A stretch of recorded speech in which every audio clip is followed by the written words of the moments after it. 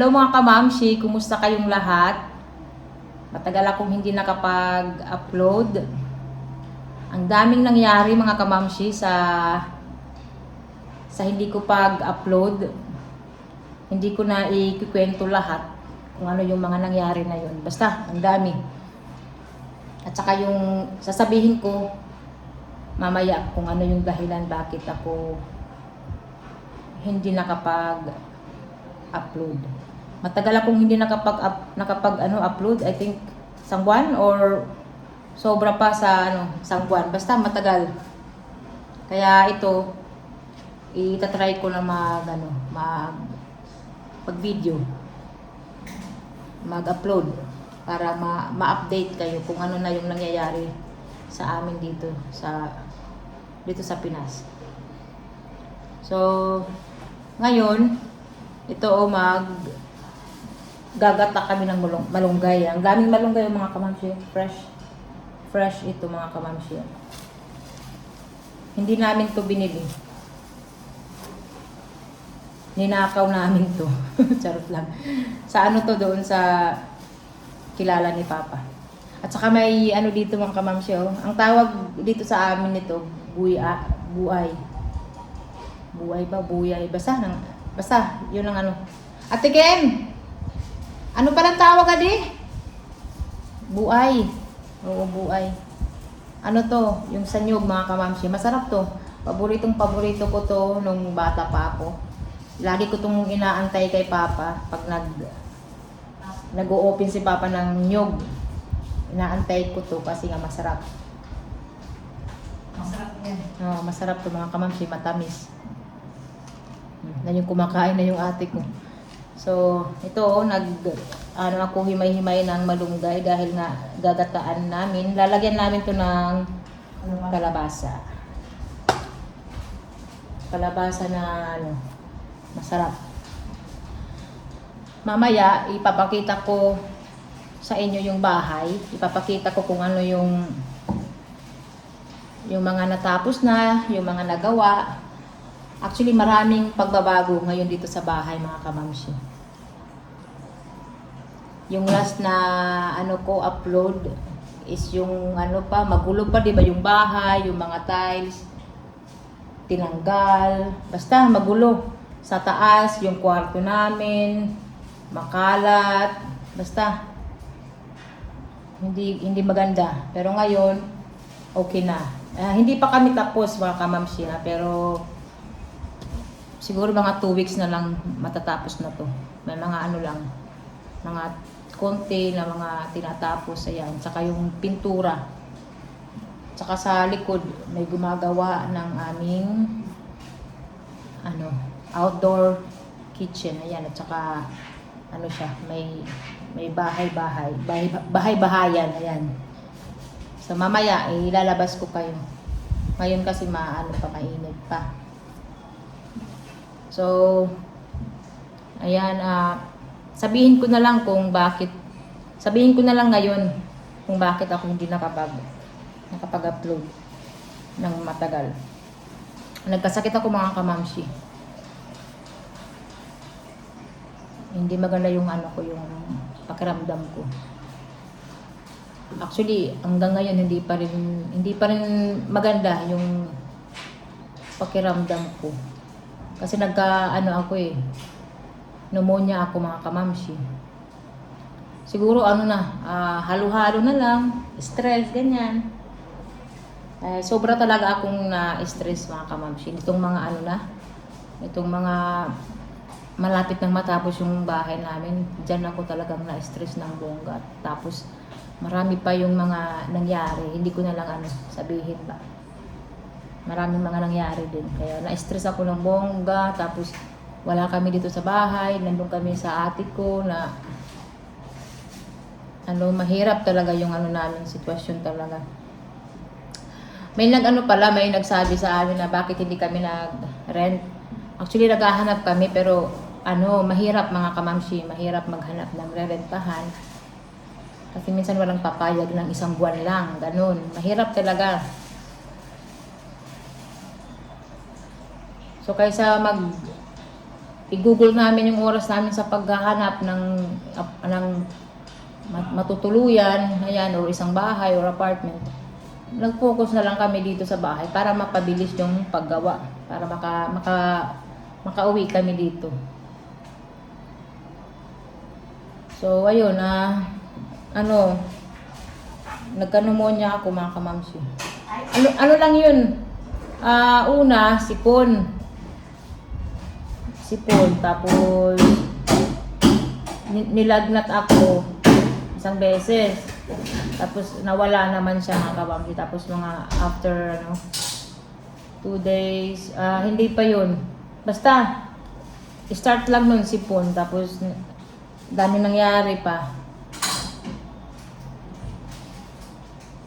Ako, hospital, ganyan. Kasi yung tiyan ko rin, sumasabay, yung tiyan ko ba. Dahil nga sa stress na din talaga mga kamamsi, talagang hindi madali magpagawa ng bahay din. Saka, yung mga nasa paligid ko rin ng mga tao, na-stress ako, ayan. Kaya nagkasakit ng tuluyan si Mami Irene. Nagka-pneumonia pa. Grabe. Nilagnat ako mga kamamsi ng mataas talaga yung lagnat ko. Kasi hindi ko yung nararamdaman ko ba, hindi ko ma-explain talaga. Pangit talaga. Yung heart rate ko mataas. Pag humiga ako, hindi siya bumababa, talagang mataas talaga siya, taka iba yung pakiramdam ko. Umaakit lang ako sa hagdanan, hinihingal na ako, tapos yung heart ko parang iba siya mga kamamsi. Kaya yun, nagpadala ako sa emergency.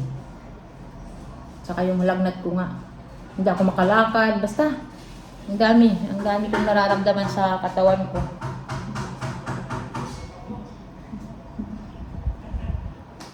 Ngayon, okay naman ako ngayon, pero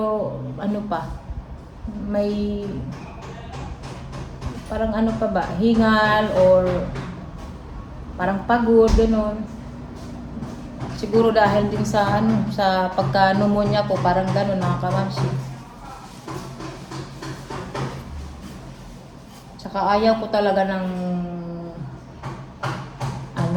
ayoko ng lugar na kulob, ayoko, hindi ako makahinga mga kamamsi.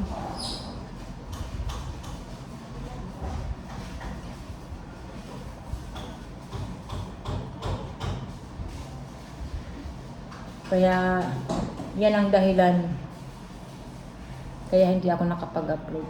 Tapos nagpahinga ako mga kamamsi. Pahinga, exercise. Kasi nung time na hindi kami dito nag-i-stay sa bahay, kasi nga di ba inayos, hindi ako makakain ng maayos dahil ang daming ginagawa, gano'n, nalilipasan ako ng gutom. Tapos wala na, hindi ako makapag-exercise. Ayoko kasi na yung katawan ko, walang ginagawa. Gusto ko maaarawan ako. Ayoko lang ganun mga kamamsi pag gumaga. Ayoko na hindi ako naaarawan. Ayoko na kulob yung bahay, ganun. Kasi doon sa ate ko talagang mainit doon.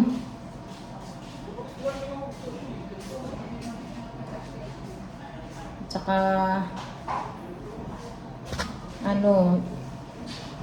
minsan naglalakad ako dyan sa highway papunta dito.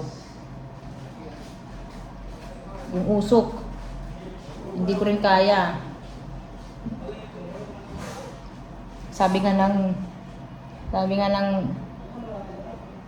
doktor ba, yung doktor ko ngayon, sabi niya, bakit umuwi ka pa dito, nagkasakit ka tuloy? Sabi ko, wala dok, wala.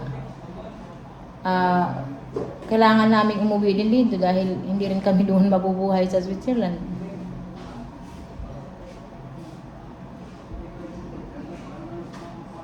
Alam ko na Malinis talaga doon sa Switzerland, yung hangin, ganun-ganun. Kaya lang wala rin kaming magagawa talaga mga kamamsi. Hindi na namin kaya doon sa Switzerland mabuhay.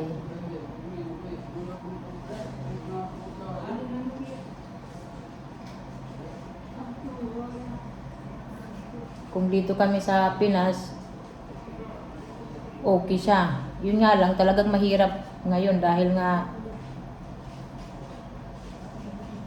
nag-uumpisa pa lang kami, nagpagawa ng bahay, talagang mahirap.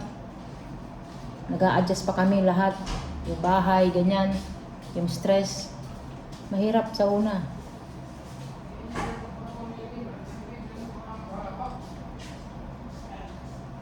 Kaya yan, nagkasakit si Mami Irene ah. Ganun talaga mga kamamsi. Ngayon, tinatry ko na lumakas ulit mga kamamsi. At saka magdasal kay Lord talaga. Sabi ko, Lord, tulungan mo ako kasi pagod na talaga ako.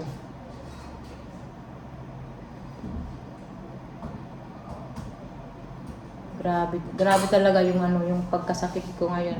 Nahihirapan ako.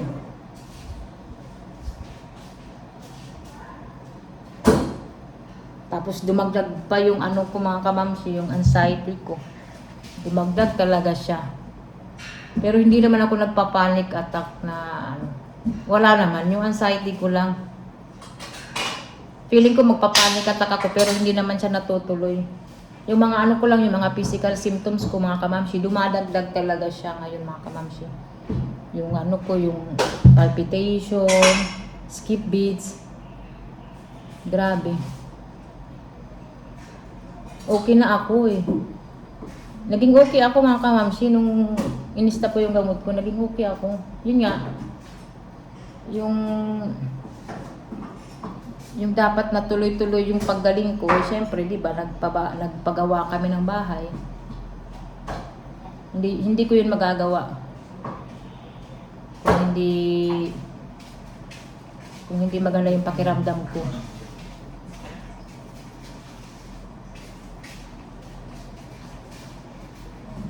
No choice talaga. Kailangan namin tapusin yung bahay para hindi na kami masyadong mahirapan.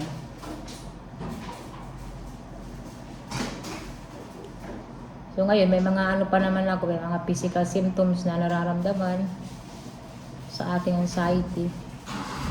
Sa cardiologist ko, okay naman yung yung heart ko. To the echo na naman ako. Okay naman, sabi niya. Ewan ko kung ano yung nararamdaman ko. Hindi ko na alam. Stress talaga mga kabamsi. Hindi biro pag stress ka.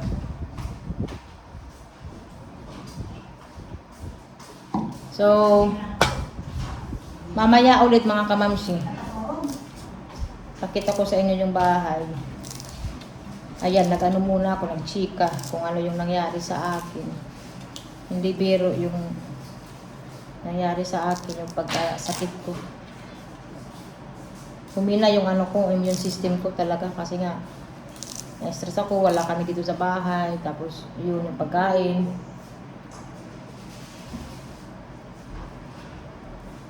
Minsan hindi ako kumakain ng tamang oras, gano'n, dahil ng daming ginagawa. Ito yung sa likod namin, ayan na may pader na. Tsaka ngayon nagpipintura sila. At saka nalagyan din namin dito ng lupa. And ayun naman yung aming outdoor kitchen mga kamamsi. Ayan, ginagawa siya ngayon. So hindi ko alam kung kailan yan matatapos. Ayun may din siya, may kitchen. And ayun sa pang grill.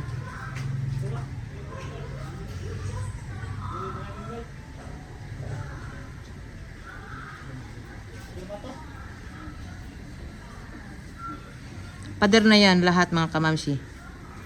Wala na kaming dadaanan. Yung doon lang sa may sasakyan sa may gate. Ayan.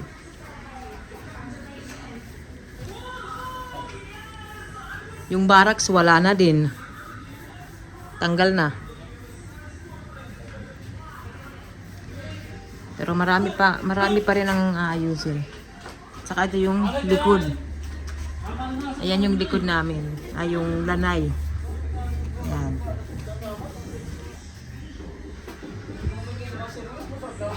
So yung mga halaman na iba, natanggal. Bali yung natitira yung coconut, yung mango at saka yung itong ano, iba. Sa amin iba yan eh. Ano ba sa... Ano Tagalog bala itong Jay? Ini? Nga iba? Iba. Diri.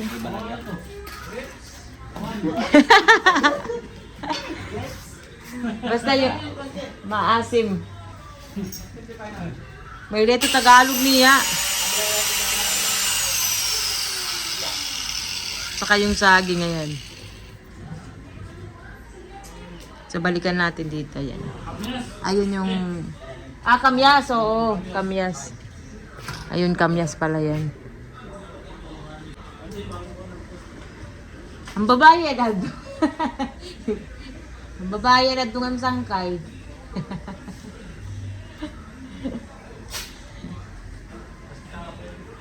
Ayan yung office ni Daddy Marco. Lalagyan yan ng glass. May tiles na rin.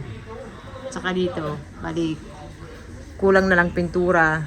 At saka dito yung paler at saka tanim. Ayan. Marami pa rin ang tatrabahuin talaga. Ito naman yung sa front, mga kamamsi. Ayan na oh, may bakod na rin, may pader, may tiles na rin, ayan. Tsaka yun yung pagtataniman namin. Ayan, dyan. May lupa na. Ayan ang mga kamamsi. Dito wala pa. Punta tayo dito. Ayan din, oh. Ayan ang kamamsi. Pipintura na lang. Ayan, may mga lupa na rin.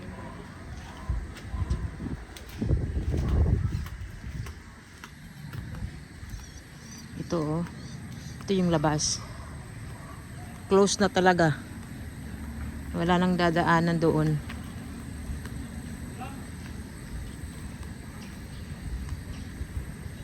Ayan.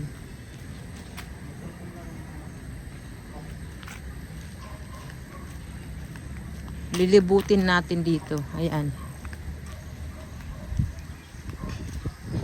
Ayan o mga kamamsi.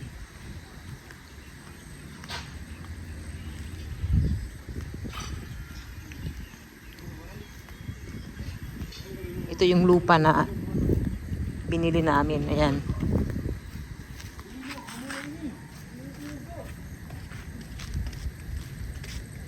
Sakto lang naman yung pader, hindi siya masyadong mataas. Saka yung outdoor kitchen namin, ayan, malaki siya. Si Daddy Marco ang nag-decide niyan. Yung laki, pero yung design ako.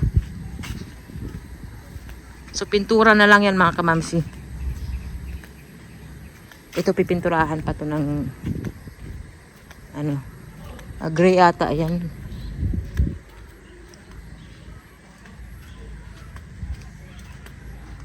So, ayan lang muna dito sa labas, mga kamamsi. Dito magpapalagay kami ng maliit na gate dito. Ayan.